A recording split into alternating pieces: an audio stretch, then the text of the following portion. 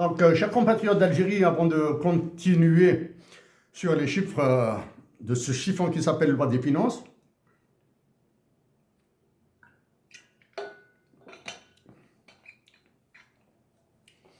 je pense avoir, du moins, donné à travers les scénarios sur la dépense militaire, j'ai donné la preuve que tout ce qui se passe actuellement entre Emmanuel Macron et ceux qu'il commande à Alger, c'est de la bullshit. Hein. C'est vraiment de la bullshit. Hein. C'est de la bullshit parce que Emmanuel Macron a besoin de beaucoup de milliards. Donc, il doit prendre sa part dans la défense nationale. Ça, c'est la première. Il doit prendre sa part, une plus grosse part, dans l'accord d'association avec l'Union européenne. Et ils sont incapables de bloquer BlackRock dans les exportations du pétrole et du gaz algérien, hein, à travers Medgaz. Donc, vous l'avez maintenant. Maintenant, je passe à d'autres chiffres. Donc, les dépenses militaires, la démocratie, l'investissement dans la démocratie, la paix, les droits de l'homme, la majorité de l'Algérie. Et au lieu de nous faire sortir ces histoires de train là vers le sud, etc., je vais interpréter maintenant certains graphiques. Ce graphique, j'espère que vous pouvez lire la légende ici. Donc, l'Algérie, la loi des finances de 2016, 2018, 2019, 2020, 2021, 2025 en dollars US avec le taux de change. Ça, c'est la défense nationale pour l'année 2016. 2018, pardon, la défense nationale de 2016 jusqu'à 2025. Regardez comment ça passe là.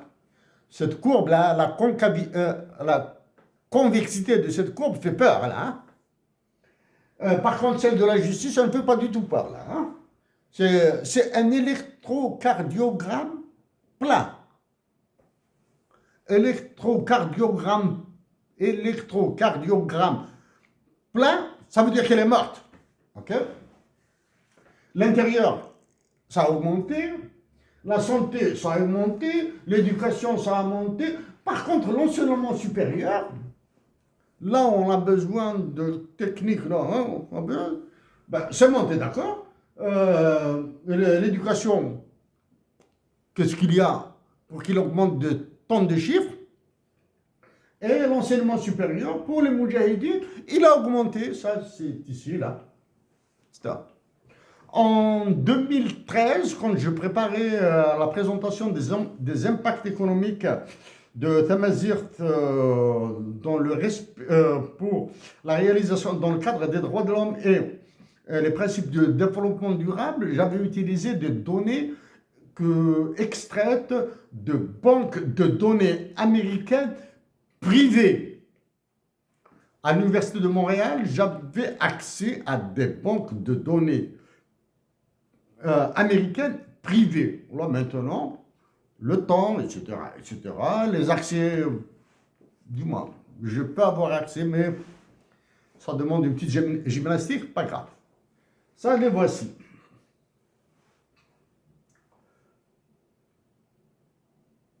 Donc ici, c'est le même graphique. Désolé, je l'ai fait 2 fois. Ici, pour 2025, voici la loi des finances. Je vais réduire un tout petit peu.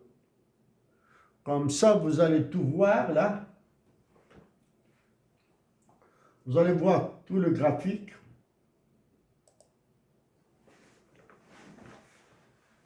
Tout ça, presque la moitié. Bon, je dis presque la moitié d'un point de vue visuel. La loi des finances 2025, c'est 38% pour la défense nationale. Pour la présidence de la République, c'est 1%. 38% et 1% ne veulent absolument rien dire. Parce que ce sont des chiffres absolus. Il faudra les relativiser. 38% de quoi? 1% de quoi? Vous achetez un produit à 100 dinars, s'il augmente de 1 dinar, s'il augmente de 1%, ça veut dire qu'il augmente de 1 dinar. Il deviendra 101 dinars. OK? Mais si vous achetez un produit qui coûte 1000 dinars, et vous le faites augmenter de 1%, il coûtera 1010 dinars. Okay. Sur un prix à 100 dinars, augmenter de 1 dinar, de 1%, c'est 1 dinar, c'est 101 dinars. Vous l'augmentez de 2%, ça deviendra quoi? 2,02. Donc, par rapport à 100, il a augmenté de 3, c'est ça, de 3,02. Et non pas de 3 dinars. Il a augmenté de 3,02 dinars. Ça, 3,02 dinars, vous dites toujours que c'est pas grave, etc., etc. Mais mettez-les dans une baguette de pain, dans un sachet de lait. Imagine la personne qui veut ce pain, qui veut ce lait et sans ressources. Ça, c'est le cas minimal de ressources, niveau zéro de ressources. Mettez-les sur le pétrole et le gaz. Si l'Algérie accorde des réductions de 2%, 3% sur des milliards de dollars, ça va faire des chiffres qui vont faire mal. Donc, la santé, c'est 12%, l'intérieur, c'est 16%. Est-ce qu'il y a plus de personnes au niveau du ministère de l'Intérieur que de la santé? En plus des personnels soignants, des équipements dans la santé, je parle de la santé, et en plus des malades. Dans une expérience de pensée comme ça, à la légère, un malade chronique devient un membre de la santé. C'est comme s'il travaille à l'hôpital. Il est malade chronique, chaque jour à l'hôpital, dialyse, ceci, cela, cela. Chaque jour, ou bien 1 ou 2 fois par semaine, etc. OK? En basse.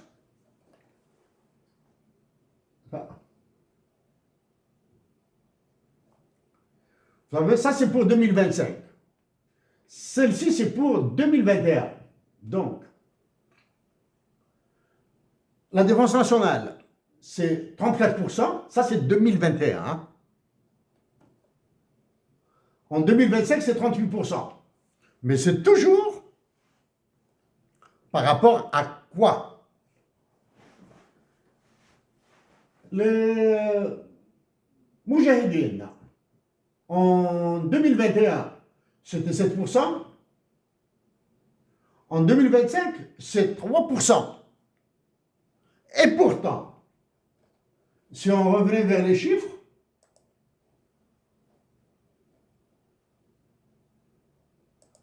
235 millions de dinars, 235 milliards de dinars, ça a augmenté à 251 milliards de dollars. 235 milliards de dinars sont passés à 251 milliards de dinars. Donc, manipuler des taux est extrêmement sérieux. Donc, on vous balance ça dans... Les ministres, ils sont spécialistes là. Ils sont spécialistes. Et je vais revenir vers un ministre qui a réagi, ça fait un bail à des mots que j'avais dit. Je vais revenir dessus. Donc maintenant, je vais passer à autre chose.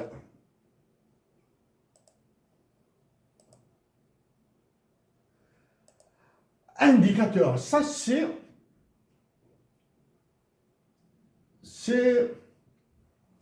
une page de la loi des finances. Indicateur, donc vous avez recette budgétaire tout à fait en haut, je lis de haut en bas. Recette budgétaire, fiscalité des hydrocarbures, etc. Recette budgétaire, fiscalité des hydrocarbures, c'est ça, Recettes, fiscalité, recettes hors fiscalité, dons, recettes fiscales, dépenses budgétaires, solde global du trésor, moins 8, moins 9, etc. Là, ça va devenir un peu plus sérieux. Du moins, un peu sévère, un peu serré. Donc, quand on vous dit que les recettes budgétaires seront, c'est en milliards de dinars, hein, seront pour 2025 seront de 8 523,10 milliards de dinars. C'est-à-dire, c'est 8 trillions de dinars, 8,5 trillions de dinars. Ça, ce sont les recettes budgétaires pour 2025. Ici, on vous dit qu'elles représentent 22,5% du PIB. Première question. De quel PIB s'agit-il? Est-ce que c'est le PIB de 2024? Est-ce que c'est le PIB de 1968? OK? Ou bien, est-ce le PIB escompté pour 2025?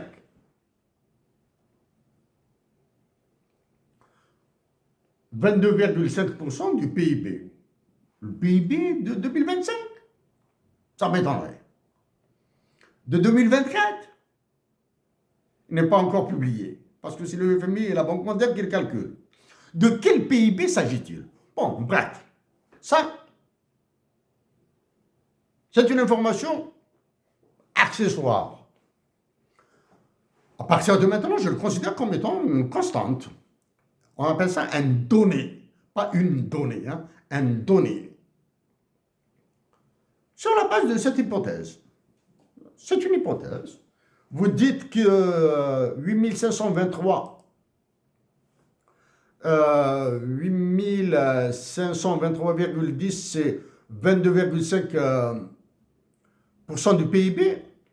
Donc le PIB, je fais la règle de 3. Ça, 100 multiplié par 8523 divisé par 22,5, je trouve le PIB. Le PIB sera de 37,8 trillions de dinars, hein, c'est-à-dire 37 880 milliards de dinars. Ça, c'est le PIB. Calculé avec une règle de 3. Tenant compte, vous dites que la fiscalité des hydrocarbures sera de 3 454. Ça. 3 454 milliards de dinars, qu'elle représente 9,10% du PIB. En faisant la même règle de 3, la règle de calcul, 3 454 multiplié par 100 divisé par 9,10, je trouve le PIB. Le PIB doit être, les deux PIB que je viens de trouver doivent être identiques. Ou bien différés par un centième. Malheureusement, on trouve 37 956 PIB. Un écart de 76 milliards de dinars. Un écart de 76 000 milliards de dinars. Quand je fais les calculs avec les 13,40, etc., 13,40 par rapport à ça, hein, par rapport à 5069, quand je fais le calcul de 11 par rapport à 4156, etc., je trouve ces PIB. Ils sont tous différents. Un mot sur le déficit et la dette publique.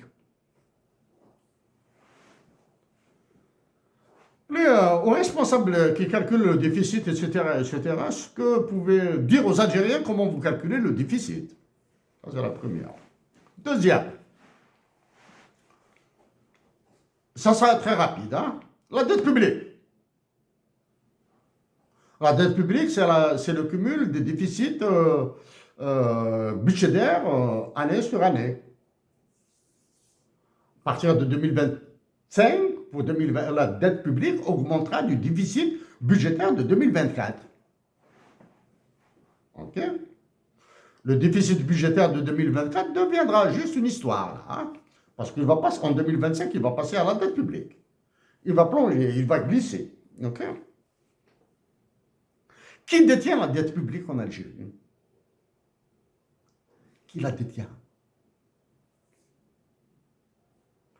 Puisque l'État algérien a une dette publique, qui la détient?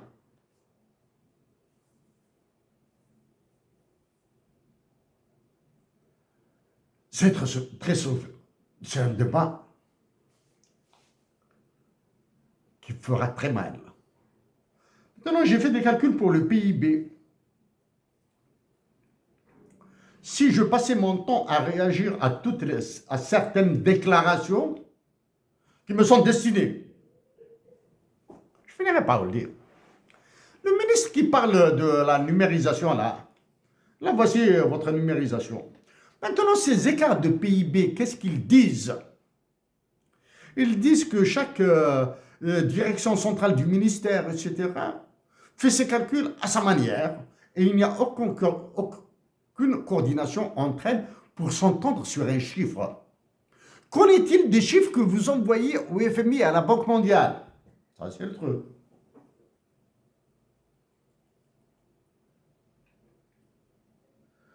Pour 2025, vous avez balancé ces chiffres. Mais en évidence. Pour 2026,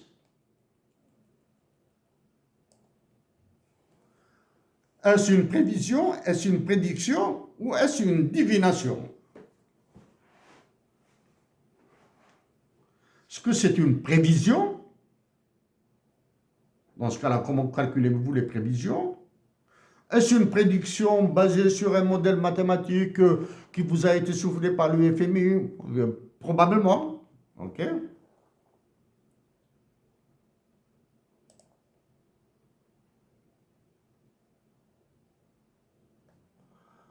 Dans la page qui s'appelle Compte et prêt, ça c'est des enjeux internationaux aussi complexes qui montrent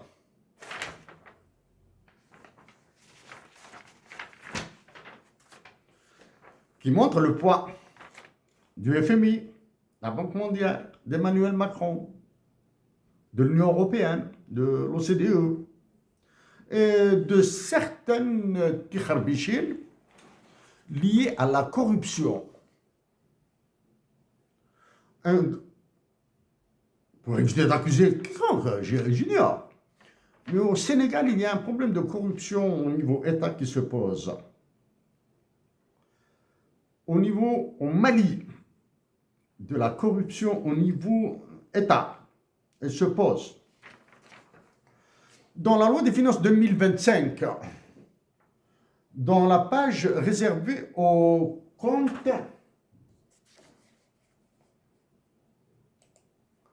avance prêt, il est écrit Fonds de régulation des recettes. Ce compte est ouvert par la disposition de l'article 10 de la loi numéro 2000, etc., etc. C'est-à-dire, c'est une loi qui remonte à il y a 25 ans. OK? Portant loi de finances complémentaires pour 2000. Loi des finances complémentaires a pour objectif d'abriter les plus-values résultantes des niveaux de recettes de fiscalité pétrolière supérieurs aux prévisions de la loi des finances. Supérieurs aux prévisions de la loi des finances. Et ce pour servir au financement du déficit du Trésor et à la réduction de la dette publique.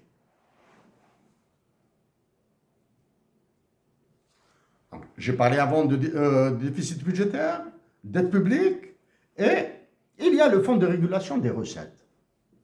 Le fonds de régulation des recettes, c'est une multiplication, comme vous l'avez dit dans ce texte-là, hein, d'un excédent de recettes liées à l'exportation du gaz et du pétrole que vous transférez là-bas. Donc, qui s'occupe de ce fonds de régulation des recettes-là?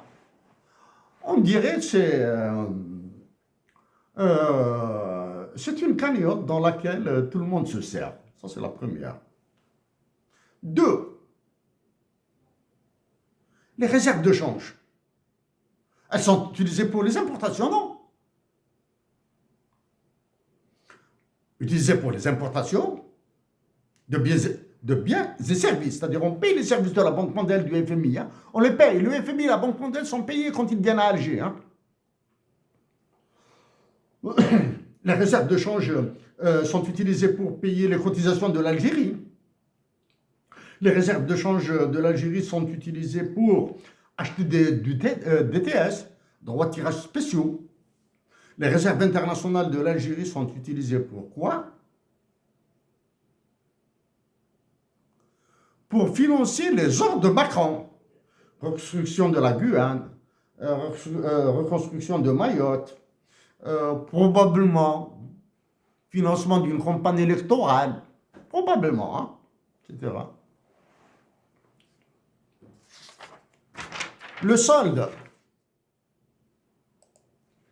il est donné au 31/12/2023. Le solde converti en dollars US avec le taux de change au certain dollar, c'est-à-dire 1 dollar égale 135,78 dinars, on trouve 27 156 573 653 dollars US dans le fonds de régulation. Okay. À une certaine histoire, là, dans l'Antiquité. Dans l'Antiquité, d'avant le début du cataclysme, il était question de 90 milliards de dollars, non? Okay. Deuxième, fonds spécial pour le développement des transports publics. En dollars, c'est la conversion du montant en dinars. Hein. 52 milliards 129 127 804 dinars transformés en dollars, convertis en dollars, ça donne 383 923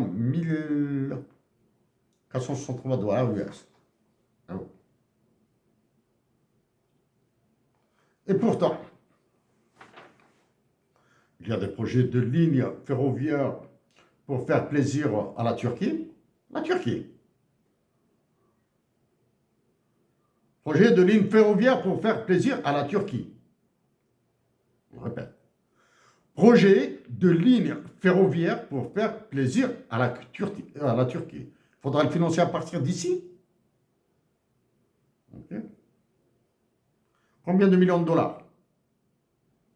Certains parlaient d'une chimère, ou je ne sais pas moi, d'une folie. Même pas.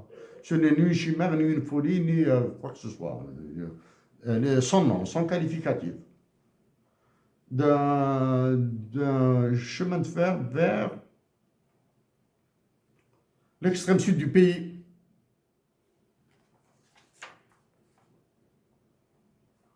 Où sont Air Algérie et la CNAM internationale ici? Les recettes du transport international fait par Air Algérie et la CNAM. La CNAM, la SNTM, Société nationale de transport maritime. Hein? Où on est question simple, où on est le transfert du système de réservation d'Air Algérie qui est à Roissy. Hein? Son nom s'appelle Archimède. D'accord?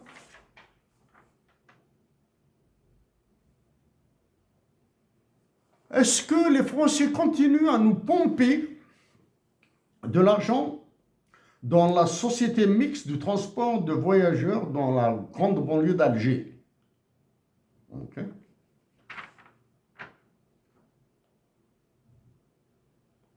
Fonds de lutte contre le cancer.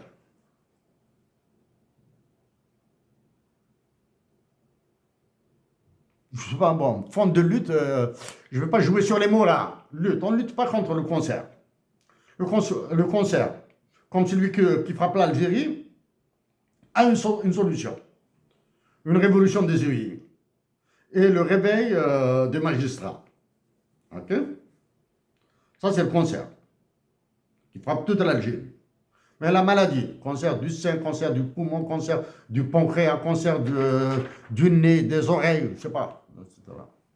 On ne lutte pas. Soit tu le soignes, soit il t'emporte. Oui. L'atténuation de la souffrance, oui.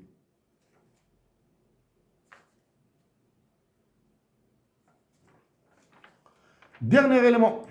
Tu es là. Tu es là, là. Prêt au gouvernement étranger. Celui-là. Ah, là. Prêt au gouvernement étranger. Ce compte retrace les prêts accordés au gouvernement étranger suivant les conventions et prêts signés entre le gouvernement de la République algérienne démocratique et populaire et le gouvernement étranger.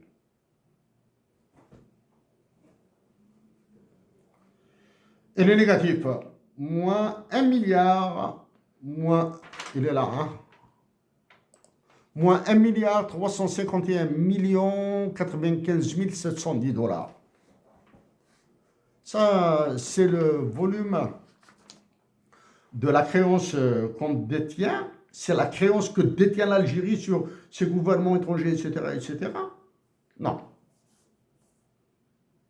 La créance est plus grosse que ça, là. Hein. Au moins, le prêt accordé par l'Algérie au FMI qui est de 5 milliards de dollars doit être ajouté, ça. Au moins ça.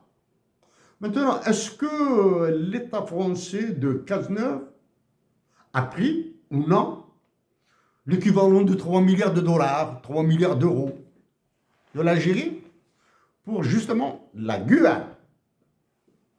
Ça, c'est côté. J'ai parlé tout à l'heure de phénomènes de corruption dans certains pays africains. Plus aucun pays africain n'apparaît ici. Alors que dans les lois des finances précédentes, on voit dans le détail les pays endettés vis-à-vis de l'Algérie. Les pays surtout africains endettés vis-à-vis de l'Algérie. Okay. Je ne parle pas dedans, hein. Le don pour la Tunisie, le prêt pour la Tunisie, le don pour la Tunisie, le don pour l'autorité palestine de Mahmoud Abbas pour acheter à un certain moment, son avis, du moins sa bénédiction pour lancer des pourparlers, discussions avec Israël. Ça, je ne parle pas de ça là.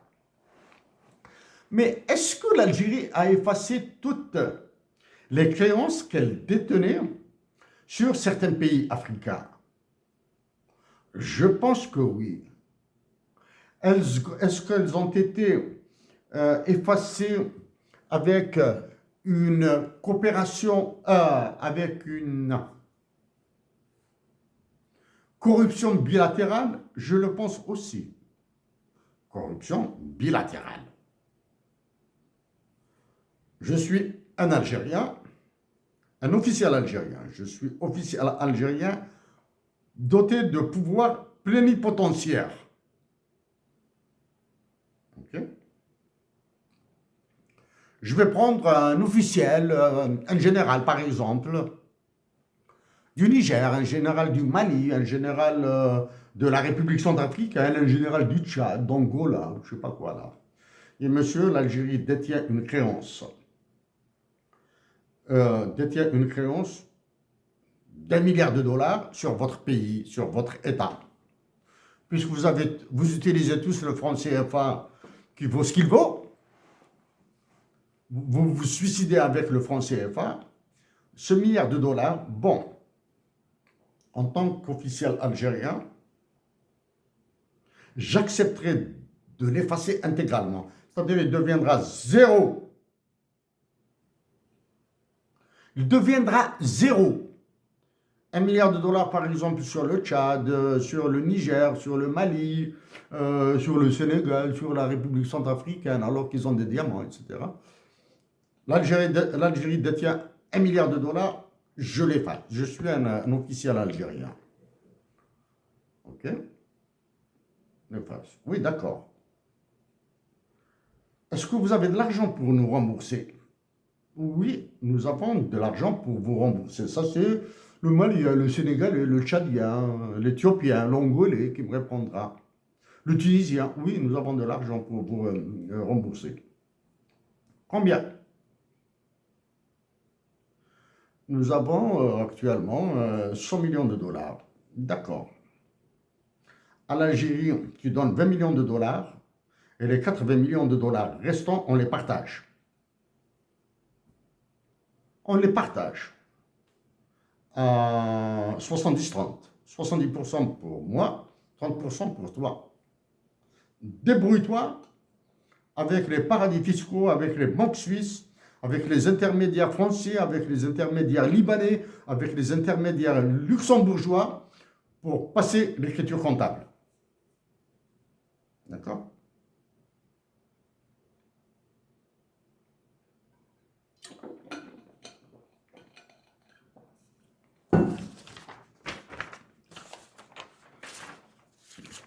Chers compatriotes d'Algérie, chers frères et sœurs d'Algérie,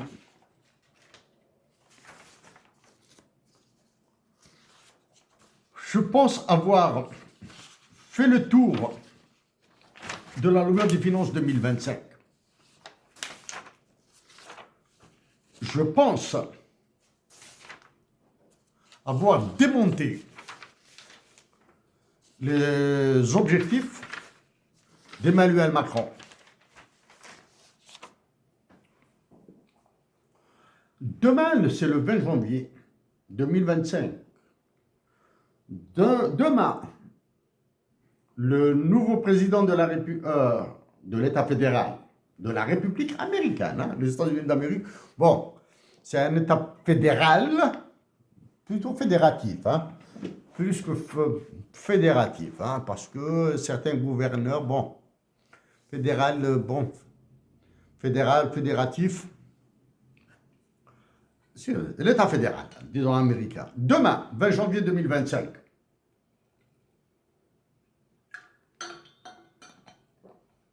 il va s'installer.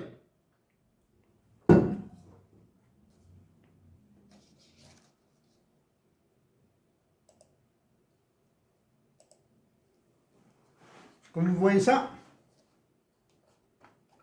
indicateur budgétaire pour 2025, 2026, 2027. Demain, il s'installe, indicateurs budgétaires qui sont derrière moi là. Hein.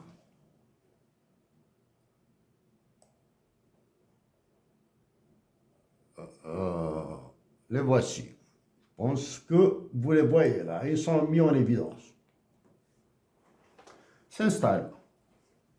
Il prend son téléphone, il appelle le roi d'Arabie Saoudite. Tu lâches ton pétrole, tu lâches ton gaz, sinon je te massacre. Comme ça. I'll kill you. Il appelle le roi d'Arabie Saoudite. Hein. Très bien. Ça, c'est le premier coup. Il appelle l'émir du Qatar, là. Same thing. Yeah.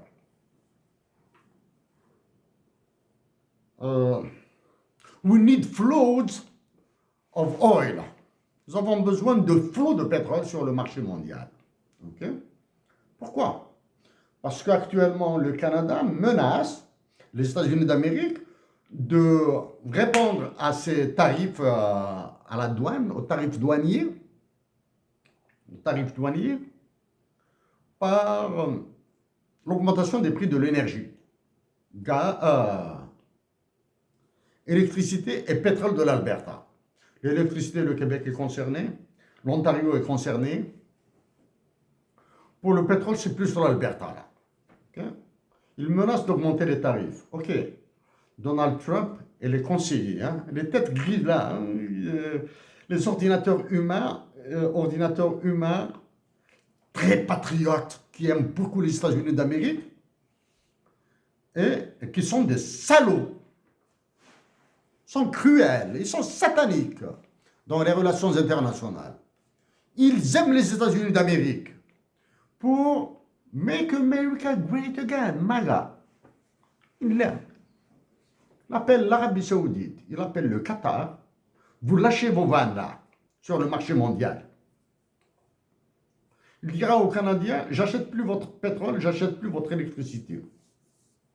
Combien même ça, les Canadiens ne peuvent absolument rien faire parce qu'il y a des contrats qui remontent à 1946. J'ai mentionné ça quelque part. Du moins, mentionné ça à l'université. Hein. Quelle sera la position de l'Algérie si l'on donne... Hey, BlackRock va appeler Alger là. Vous lâchez tes machins là que tu as, Hassim Saoud, Hasser Melatin, Zawatine, je sais pas quoi là, etc. pour mettre gaz pour alimenter l'Espagne, l'Italie et la France. C'est BlackRock. Que deviendront ces prédictions-là? Que deviendront-elles? Ça, c'est d'un côté. Si le président des États-Unis d'Amérique, qui commencera son travail demain, là, commencé bien avant, cela étant dit, règle le conflit Ukraine-Russie. L'Ukraine revient sur les marchés mondiaux, la Russie revient sur les marchés mondiaux par le pétrole et le gaz et le blé. Les deux. Que deviendront ces prédictions, ces prévisions, que deviendront ces chiffres-là? Hein?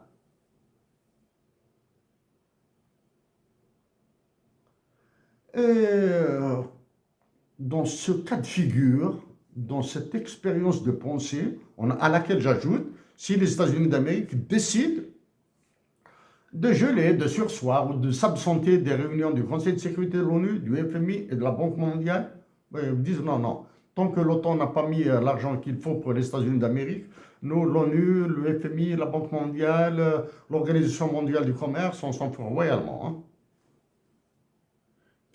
Expérience de pensée. Les États-Unis se retirent momentanément, temporairement.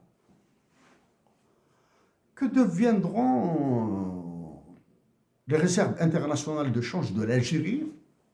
Que deviendront ses capacités d'importation? Capacité d'importation par rapport au budget, l'argent donné à des généraux incapables, incompétents.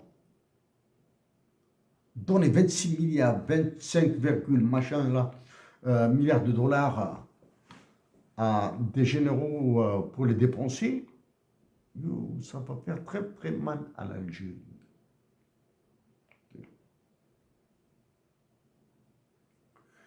Chers compatriotes d'Algérie, seriez-vous d'accord avec moi que l'investissement dans la paix, dans la solidarité, la fraternité, le maintien de l'intégrité du territoire, le réveil de notre amazérité sont la bonne voie pour la paix dans toute l'Afrique du Nord, pour notre sérénité. Oui. Si vous êtes d'accord avec moi, tant mieux. Donc, qu'est-ce qu'il nous reste à faire? Agir discrètement pour dire à Emmanuel Macron, mettons sur la table, il faut mettre sur la table l'article 6 de l'OTAN, l'accord d'association avec l'Union européenne. Moi j'ai dit, je débattrai, je donnerai, si je pouvais décider, je le donnerai aux Algériens pour débattre, ensuite je le déchire. Mets l'article 6 de l'OTAN, du traité de l'OTAN sur la table. Mais la justice, d'abord, sur la table pour condamner toute agression, tout crime, tout assassinat contre un citoyen français en Algérie et contre tout Algérien établi en France. On met la justice sur la table, là.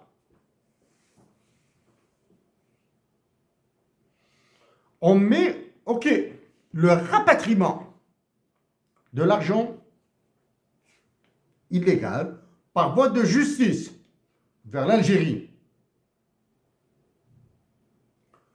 Ben, vous direz qu'Emmanuel Macron ne peut pas s'offrir ce luxe parce qu'il a bousillé, par exemple, le Sherpa, qu'avec tous les procès qui se déroulent et les procès occultés en France, les magistrats français sont loin d'être libres. Chers compatriotes d'Algérie, recevez toute mon affection, toute mon amitié, toute ma solidarité. Et à ce moment de joie, de plaisir, de plénitude, de bonheur, de vous revoir tous. Merci.